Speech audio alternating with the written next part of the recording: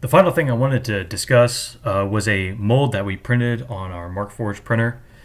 This was in response to a third-party vendor that was no longer in service for one of our customers, and as such, they had to manufacture these roller wheels at a very high cost.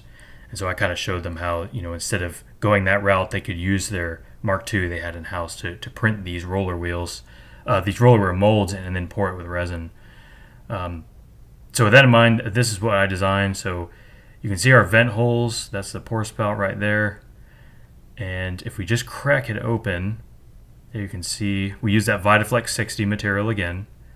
So there you can see the top half of the mold and some of the keyways we used. 2 circles and a little square block there to align the mold together. And yes, we got our flexible mold. There you can see, kind of as before, we had some issues with bubbles there.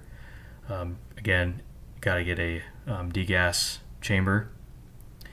But one thing I like to point out is notice that channel right there. That's where we actually laid that silly putty bead in there to make it so that it wouldn't spill out everywhere. All right, well, that's all I got for you guys. Appreciate you chiming in and joining in on the webinar.